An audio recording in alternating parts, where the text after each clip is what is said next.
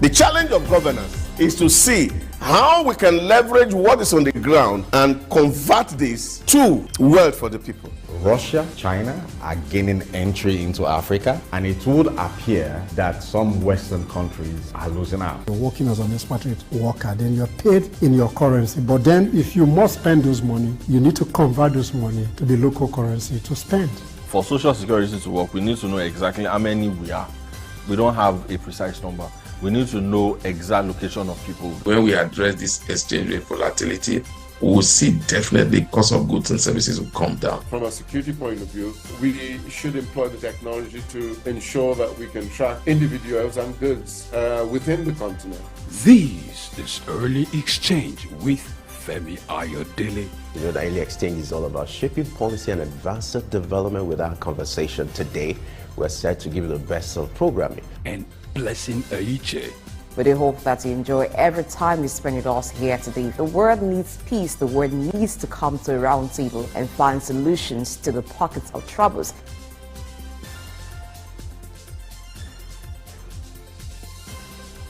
Early Exchange, shaping policy, advancing development. Yes, it's another beautiful day. You know, every day is just like a new opportunity, and another opportunity has presented itself for us to look at issues related to business, finance, global affairs, and the economy.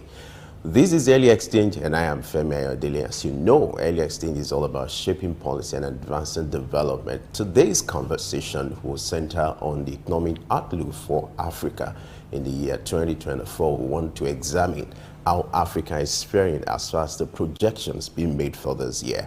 By extension, we'll also look at that of Nigeria, the economic outlook for Nigeria in the year 2024, and how far Nigeria has gone. You know, we're a few months away into the year. I want to see how far Nigeria has gone. Don't forget, you can be part of this conversation.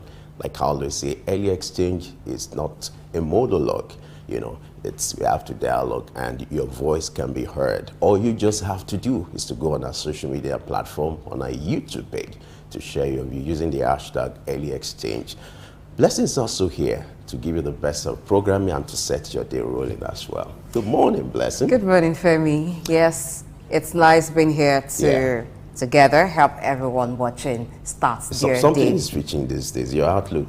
Hey, see, great. When IMF and even World Bank were doing projection, you didn't check what they said about me? Oh, great. Please do. That's why you are blessed. Oh, yes. And so, as you're watching, you don't need to be religious to know that you are blessed, because the information we bring to you regarding the economic outlook for Africa will be an advantage for you if you're thinking of investing or you're already an investor, so you can better position yourself for success. First, let's start with the day's news with Juvi Ofiene.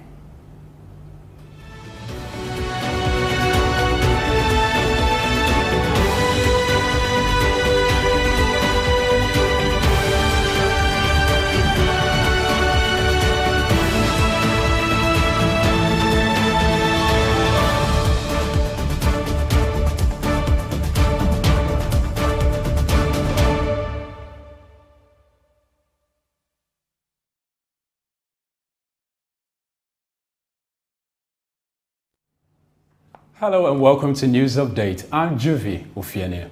The Nigerian Autonomous Foreign Exchange Market, NAFEM, says foreign exchange inflows soared by 66.7% to $2.2 billion last week, following the bank's adherence to new central bank's directives. Inflow at the NAFEM window, also known as the Investors and Exporters window, reached $2.2 billion by week's end. The Naira's value at the INE window fell by 2.3%, closing at 1,469.97 Naira to the dollar, while at the parallel market it dropped to 1,470 Naira, marking a 8.2% decline. Analysts say compliance with new regulation and improved forex supply were key factors during this surge. Following the tragic passing of former Group CEO Dr. Herbert Wigwe, Access Holding PLC has appointed Ms. Bolaji Agbede as acting Group CEO, ensuring continuity in leadership. The board of directors announced this decision yesterday following an earlier statement on February 11, 2024. Ms. Agbede, a seasoned executive with extensive experience in banking and business consultancy, awaits approval from the Central Bank of Nigeria. With nearly 3 decades of professional experience, including managerial roles at Guarantee Trust Bank and a tenure at Access Bank PLC, she brings a wealth of expertise and strategic insight to her new role. Holding degrees from the University of Lagos and Cranfield University, UK, coupled with membership in prestigious professional institute, Ms. Agbede is well prepared to navigate Access Holding PLC through this period of transition, ensuring stability and continuity in leadership. Away from Nigeria, Liberia has signed a letter of intent with America's High Power Exploration Incorporation to embark on trail and road projects connecting Liberia with Guinea, termed the Liberty Corridor. The project is expected to cost between $3 to $5 billion. These infrastructure initiatives aim to enhance the West African region's access to global markets. Spearheaded by South African entrepreneur Robert Gumede, Guma Africa will collaborate with HPX to develop a new heavy-duty railroad linking Guinea's Nimba district to a newly established Liberian deep-water port. While project timelines were not disclosed, negotiations between HPX, Guma Africa and Liberia's governments are underway to establish a framework granting exclusive rights for the Liberty Corridor's development, financing, and operational management. Additionally, the initiative entails upgrading existing roads, expanding renewable energy systems, and enhancing high-speed telecommunications infrastructure from Liberia to Guinea. HPX anticipates that the Liberia-Guinea infrastructure link has the potential to revolutionize the mineral-rich Nimba region and stimulate development along the railway and road corridor in Liberia. Away from Africa to the Middle East, where Iraqi's oil minister Hayyan Abdel Ghaniyal has reaffirmed the country's commitment to OPEC decisions, including a second voluntary production cut announced in December, limiting production to 4 million barrels per day. Current crude oil exports range from 3.35 to 3.4 million barrels per day, even as progress is being made in talks with international oil companies operating in Iraqi Kurdistan to resolve a dispute that has stopped northern oil exports. The minister stated that resuming export from Kurdistan hinges on production resumption, with negotiation ongoing to transition production sharing contract to a profit-sharing model. Turkey suspended Iraqi's 450,000 barrels per day northern exports in March last year following an arbitration ruling ordering Ankara to compensate Baghdad for unauthorized export from 2014 to 2018. Asian stock edged up while the dollar remained stable earlier today, anticipating a crucial U.S. inflation report that could influence the Federal Reserve interest rate policy. Bitcoin continues its upward movement, surpassing $50,000 for the first time in over 2 years, buoyed by inflows into digital asset-backed exchange-traded funds. MSCI's Asian Pacific Shares Index outside Japan rose by 0.15% early in trading, despite a 3% decline year-to-date. Japan's Nikkei surged by 1.7%, hitting a fresh 34-year high, driven by a weakening yuan nearing 150 per dollar. Chinese markets were closed for the Lunar Year holiday, with trading set to resume next week. In the US, the Nasdaq slipped from its record high, while the S&P 500 remained above 5,000 point mark. Investor focus remains on the key US Consumer Price Index and Producer Price Index reports, following recent data reinforcing the strength of the US economy and dampening expectations of imminent Fed rate cuts. And that's all there is for now. Early exchange continues in a bit. I am Juvi Ufiene. Many thanks for watching.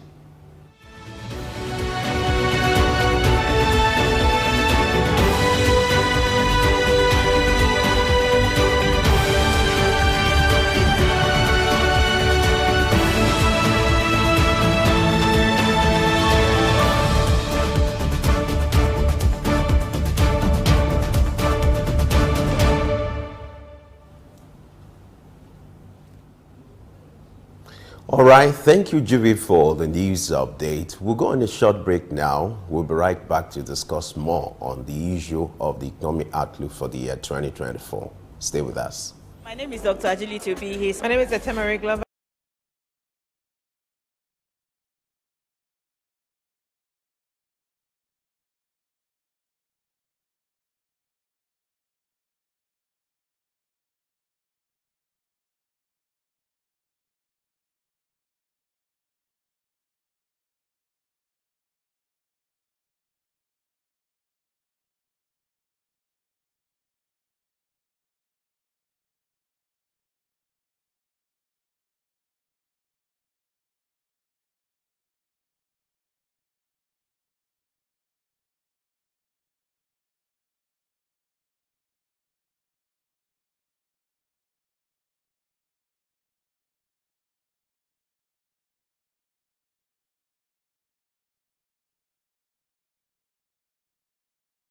Well done, and shout out to Souq News. Shout out to Souq News. I want to encourage everyone to keep watching Souq News. Shout out to Souq News, and yes, tune into them. Keep watching Souq News. They are one in town. Hey, we're watching Souq News. Keep watching Souq News. Keep watching Souq News. Catch them on YouTube and all social media channels. Hey, my name is Frank Edowo, and I'm imploring you. No, forget that.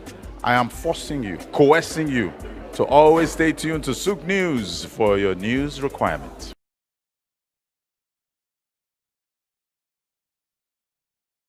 Tafawa Balewa Square, TBS. Tafawa Balewa Square was initially used as a horsing ground called Lagos Race Course. The edifice was constructed by General Yakubu Gowon in 1972 and named after Nigeria's first Prime Minister, Sir Tafawa Balewa. Tafawa Balewa Square is located at 45/57 Mase Bangboshe Street on Lagos Island, Lagos, and referred to as TBS. TBS is a 50,000-seater capacity venue and houses the Remembrance Arcade, the 26-story Independence House, which at a time was the country's tallest building. When Lagos served as the country's seat of government, the National Assembly Complex was within the TBS. Also in the square are the National Broadcasting Commission Office, the Nigerian Hydrological Services Agency Office, shopping centers, travel agencies, restaurants, car parking lots, and a bus terminal. Tafawa Balewa Square is adorned with beautiful statues of white horses and red eagles, symbols of strength and dignity. Our historic neighbors include the King's College and the Holy Cross Cathedral. Tafawa Balewa Square hosted some of the country's memorable events, such as the Independence Day in 1960, when Nigeria gained independence from Britain, the Armed Forces Remembrance Day, which is celebrated annually on January 15. The edifice is a national cultural asset. Tafawa Balewa Square, Souq Enlightenment.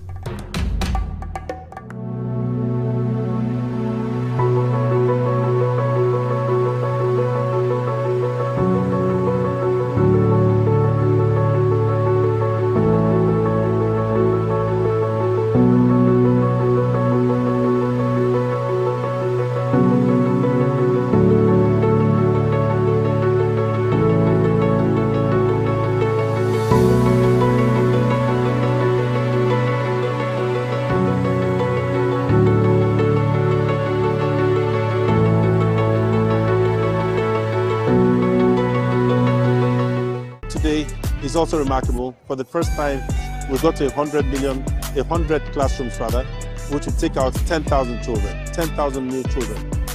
This school should take about 12 to 18 months to build. So what that means is that under the Access Bank, Fifth Choker, UNICEF partnership, we will be able to start having about 22,000 children in school.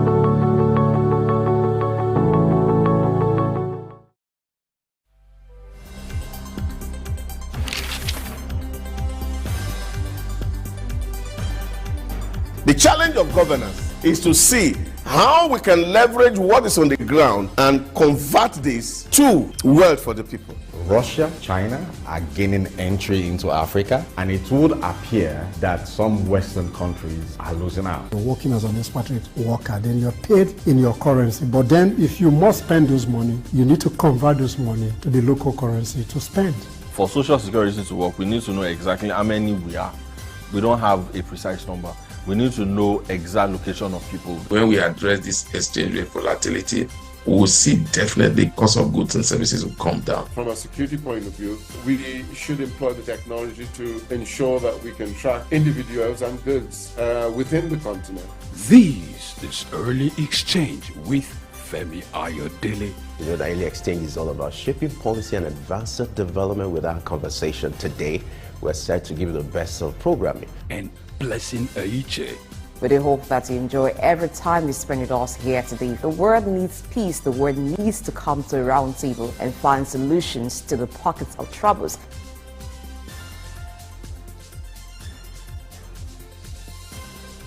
Early Exchange, shaping policy, advancing development.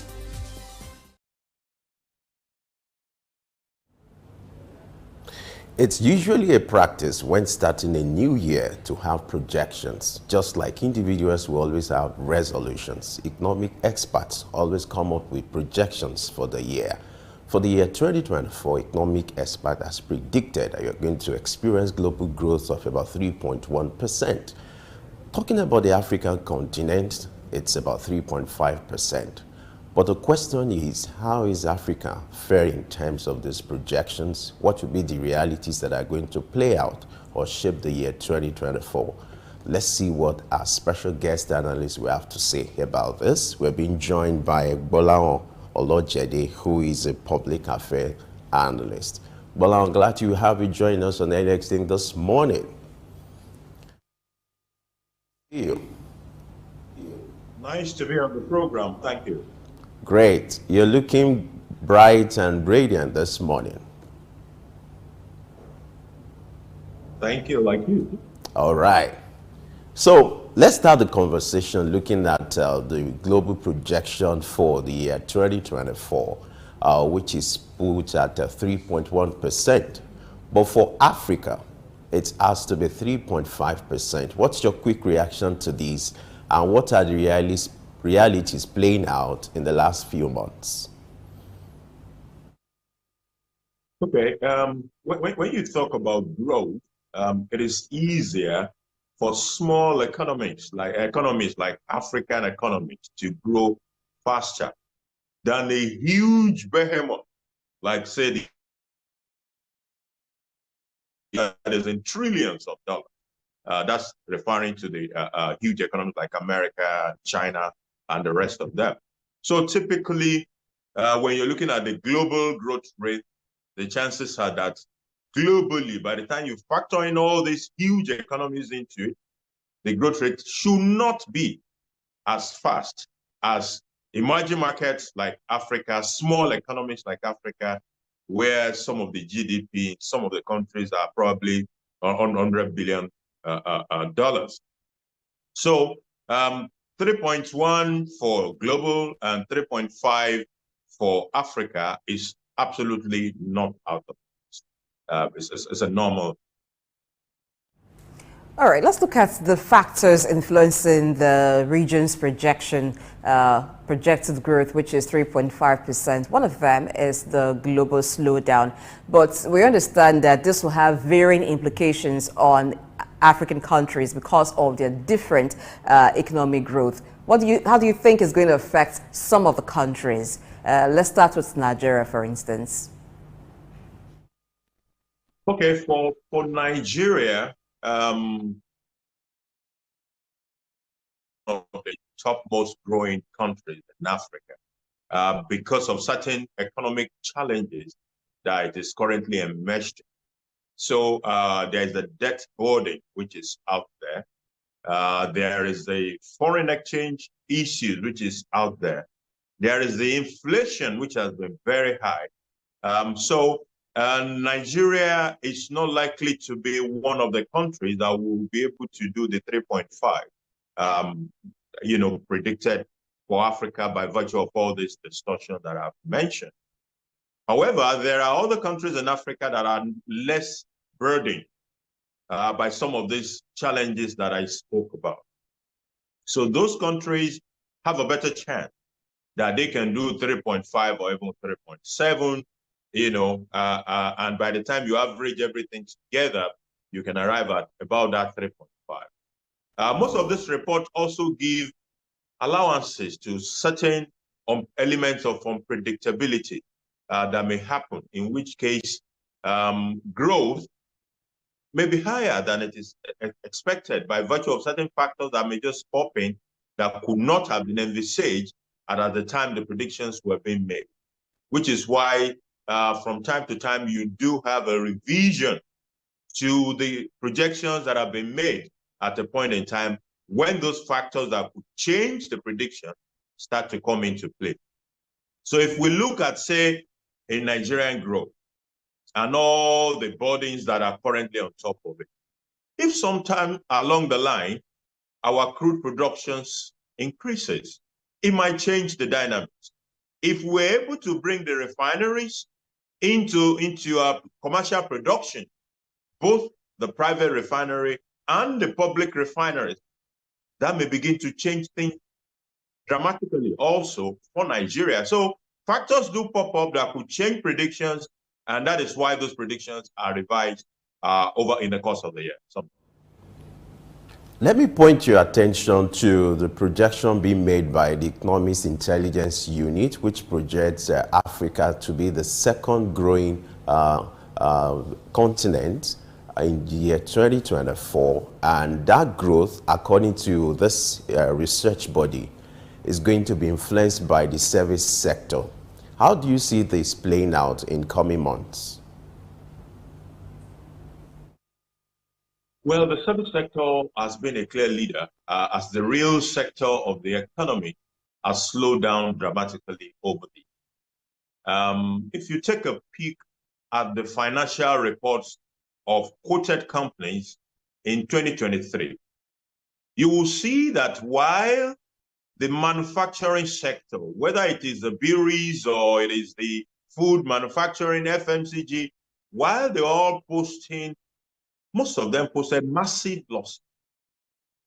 If you just take a walk to the financial services, you see a totally different ballgame. The banks have been cruising home with massive profits. On the other side, that is service.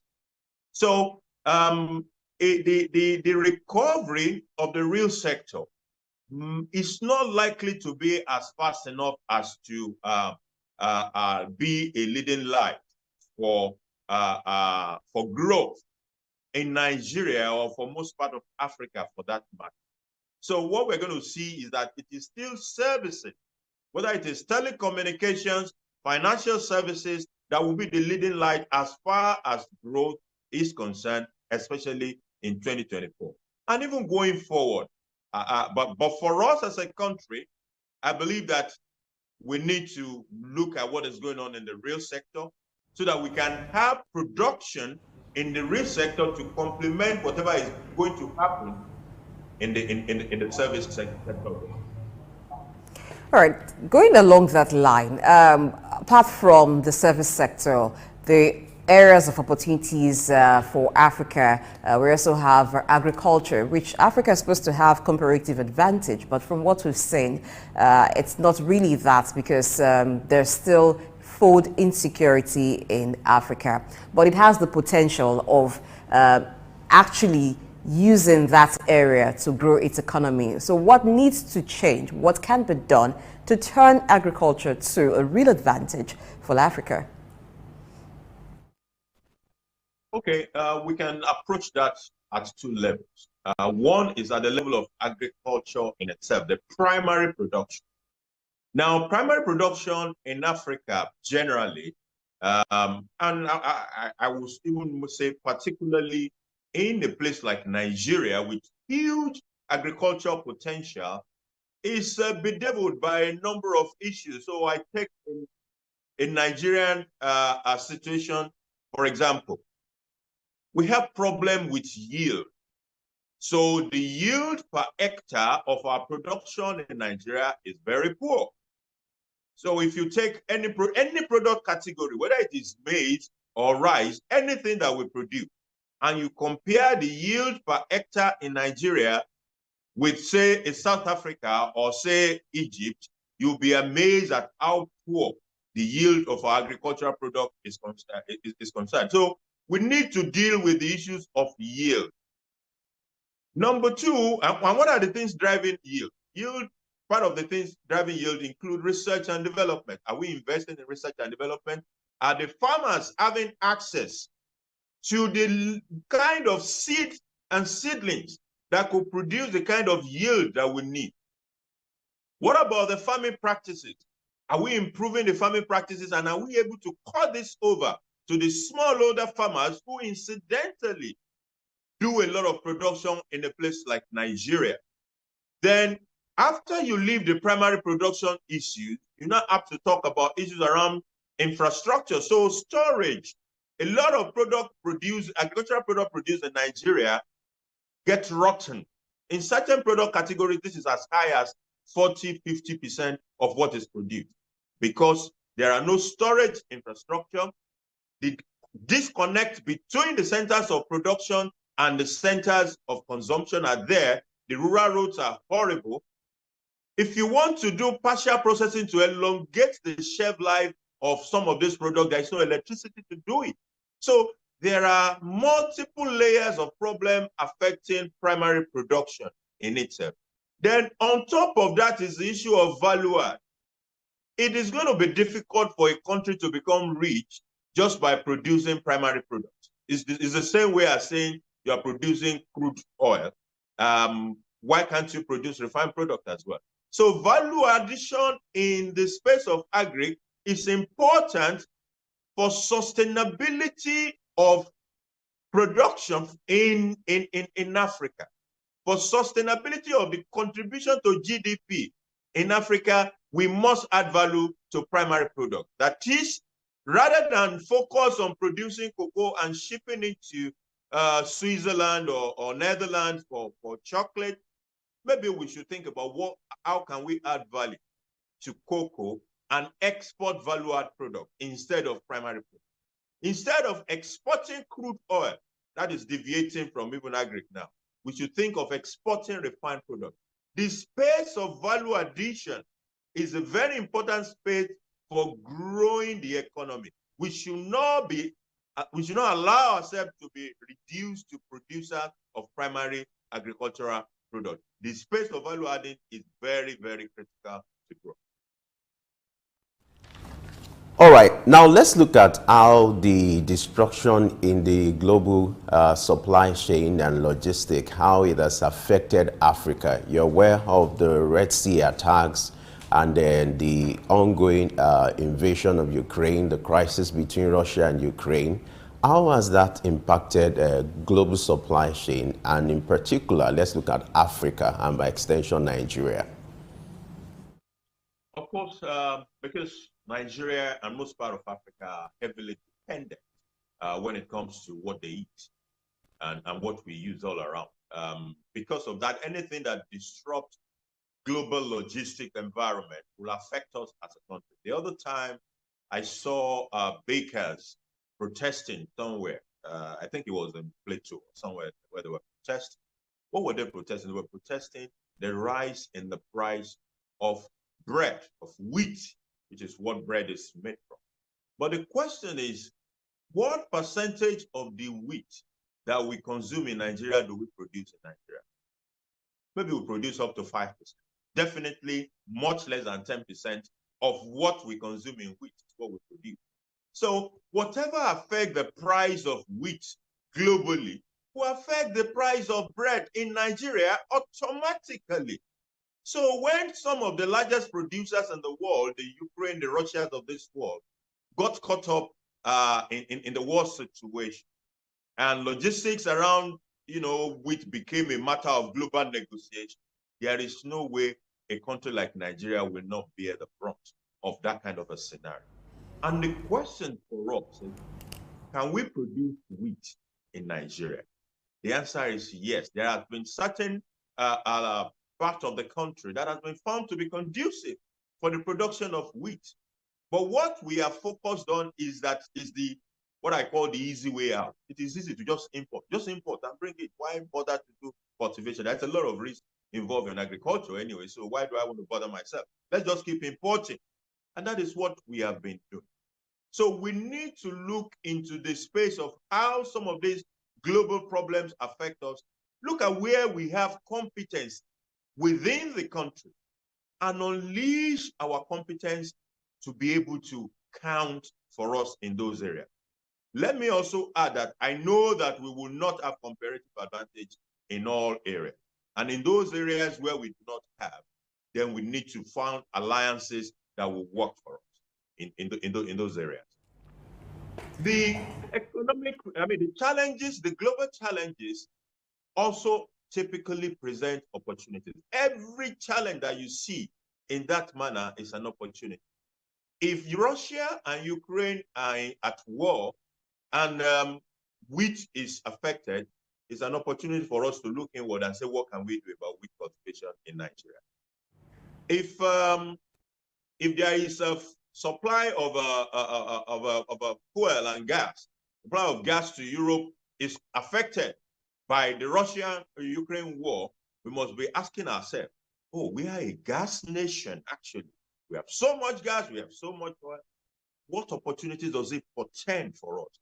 And how can we begin to build and, into the future that can leverage on that kind of an opportunity?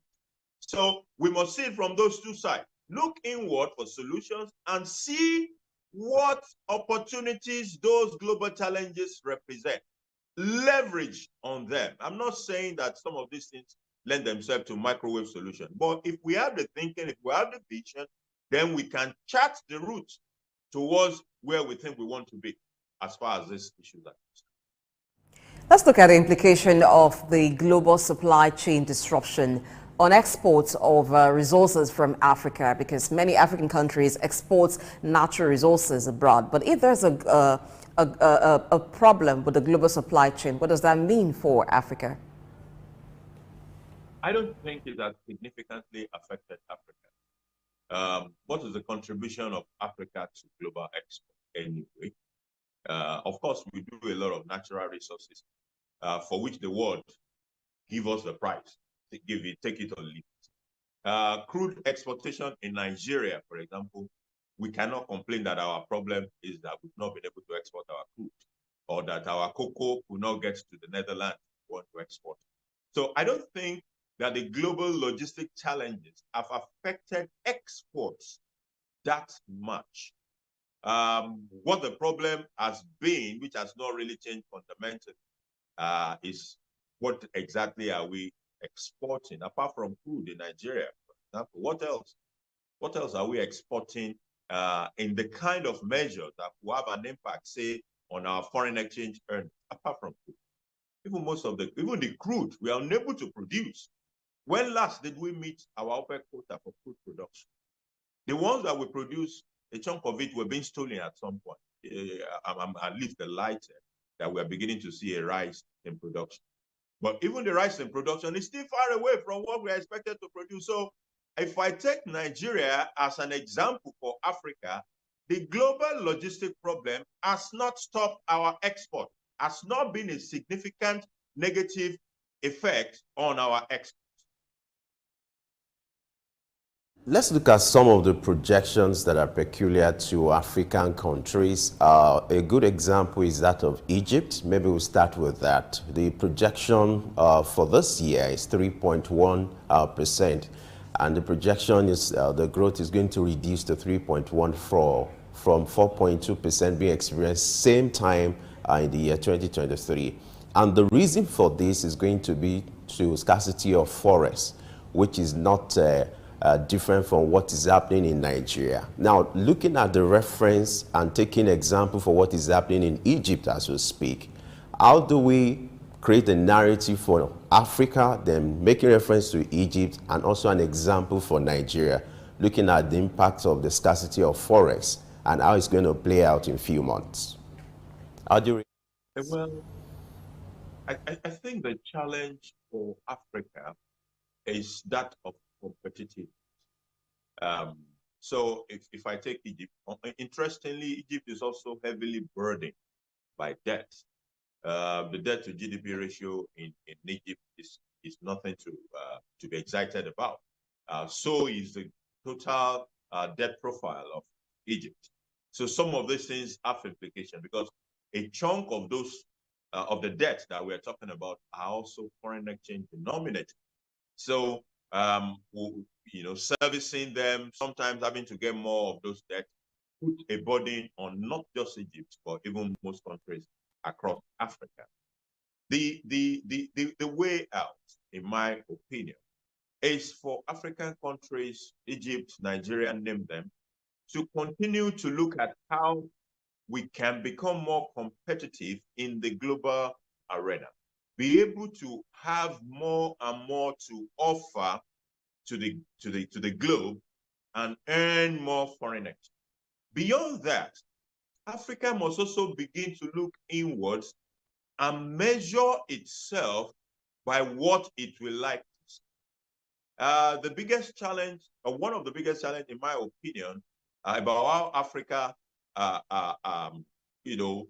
plan its future or envision its own future, is to dwell on data from the World Bank, from the IMF, and all the other global institutions. Yes, all these institutions are present with us across the world. But Africa in itself must begin to ask, what do I seek to achieve? How do I want to measure those things that I want to achieve using my understanding of the peculiarities of my environment? I'll give you an example. Poverty, if you spend less than $1, they said, oh, that is a measure of being poor. But $1 in Egypt, in Nigeria, in the UK, some of these things are not comparable at all. There is even no basis for the comparison. So why do I want to measure my poverty with the capacity to spend $1 or its equivalent? Maybe there are other things that are closer to me that I need to look at. And if I pay attention to those things, I might be able to make an improvement on more people, on the lives of my people, more than using certain global information that is available. At a certain point in time, some of the growth that Nigeria recorded, for example, were not inclusive. So we saw people, I remember one of our presidents said, oh, because there were so many private jets, that can't you see that the prosperity? To him, that was a measure of the fact that Nigeria was prosperous. But those who have the real numbers know that the growth we were experiencing even then was a growth affecting a segment of the society, while a majority at the bottom of the ladder were not growing, or were not growing at close to the same rate at all. So it's okay to look at international data. It's okay to be able to leverage on whatever we can gather from there. But as Africans, as Egypt, as Nigeria, as other people, we must also build our world around what we would like to see based on the peculiarity of our society. Talking about building Africa around what Africa wants to see. Now, it is recommended that one of the things that will take Africa there is increased regional integration and trade agreements. How do you see that happening in spite of the difference in African countries, some of them wanting to play solo and not much cooperation like was seen in West Africa, where some countries left the ECOWAS? Well, it is quite unfortunate. Africa doesn't even trade with and trade within ourselves. So you look at the trade between, say, Nigeria and some of the top European countries, and you want to put that beside, say, Nigeria and Ghana, or Nigeria and South Africa, and you'll be amazed at the huge disparity. So, like you said, Africa must be deliberate about trading amongst itself. Then there are all sort of conflicts that are going on in Africa, some of which have been escalated, some of which might even be sponsored. You know, the consciousness in recent time, I mean, you mentioned the ECOWAS issue. The ECOWAS issue with some of the countries in West Africa is even escalating further. We've seen a situation in which Niger, recently, a couple of days ago, had said, no, I won't even allow flights from Nigeria to fly over my country and all those kind of stuff. So who are going to be the beneficiaries of this kind of discourse? It is the outside world that will be. So Africa must resolve African conflict. Africa must get more deliberate about integration.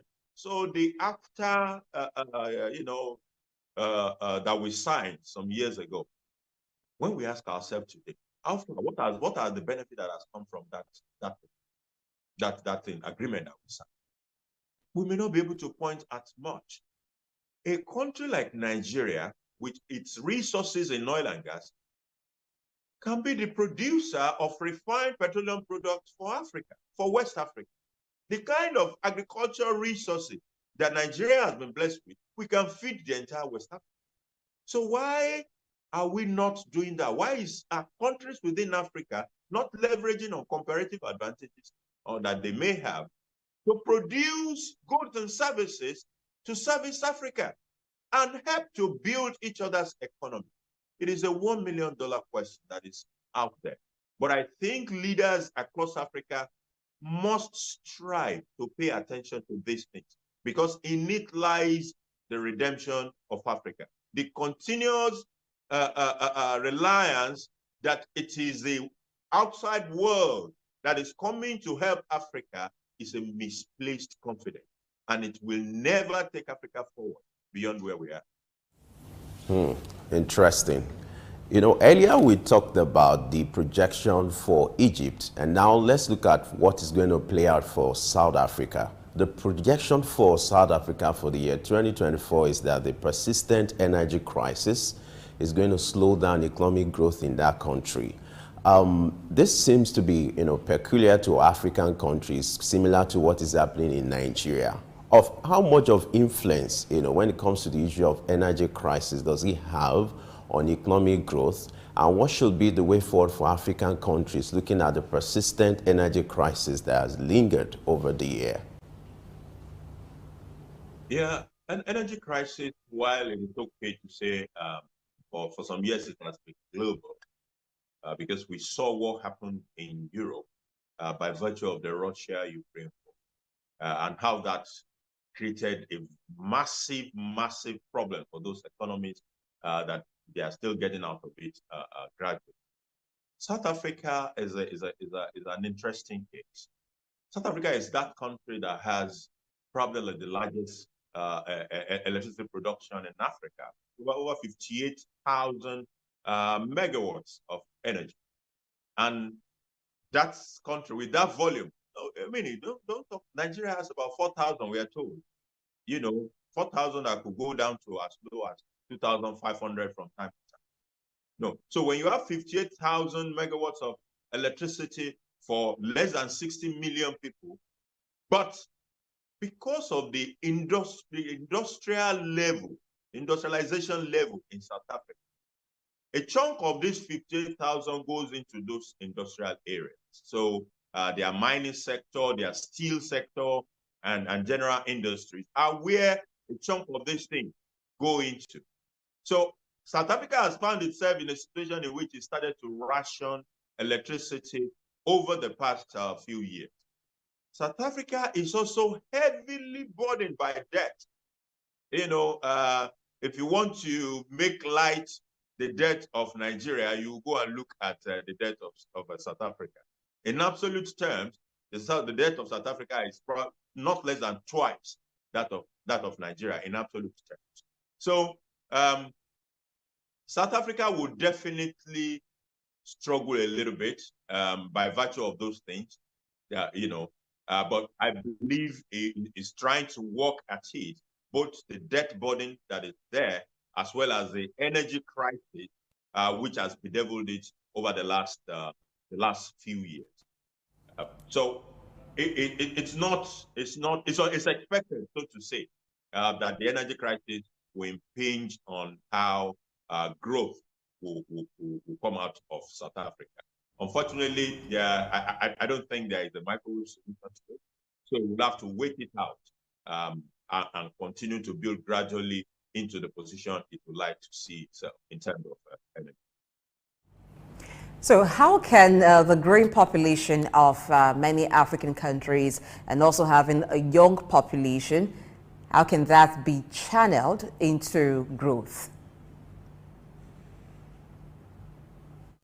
The energy of the youth, both physical and mental, has to be properly harnessed, nurtured, harvested, and deployed. As it is today, in most part of Africa, we're not able to do much with that. Of course, in certain areas like entertainment, we've been able to do something. But I would love to see a great improvement in what we're able to do in the tech, in the ICT space. We're all witnesses to the visit of Mark Zuckerberg to Souq in Nigeria some years ago. Why did the man left America and took a walk on the street of Lagos without fanfare?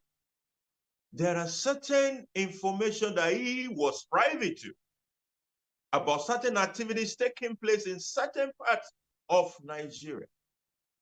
And the question that came to my mind is, how well has Nigeria itself leveraged on that kind of information that brought a Mark Zuckerberg from America to Souq in Lagos? Can Africa, can in Nigeria envision itself as a hub producing IT professionals, programmers, web developers, IT security people for the entire sub-region, or even globally? See, the cost of producing these people, of course, we know that most of their examinations are international and all of that. But cost is cheaper in a place like Nigeria. We need to focus the energy of the youth, even the training, even our education, in the direction of what Nigeria needs, what the globe needs. Those are the kind of things that will help us. In the heart of sub-Saharan Africa, where commerce meets progress. Welcome to Souq News, your source for business, economy, and development insight that drive nations forward. From the vibrant streets of Lagos, Africa's fastest economic hub, Souq News takes you on a journey of discovery, analyzing and reporting the facts that lay the foundation for growth and development. We don't just report the news, we create it. Souq News is more than a channel. It is a catalyst for change, spotlighting the stories that shape economies, inspire entrepreneurs, and fuel progress. Covering business, finance, technology, energy, and many more, Souq News provides a daily deep dive into the stories that matter, interviews with industry titans, and analysis that empowers your understanding of economic landscape. Join us daily as we dissect, discuss, and deliver the most relevant and factual news on business and the economy. Souq News is your trusted guide, empowering you with the knowledge to make informed decisions.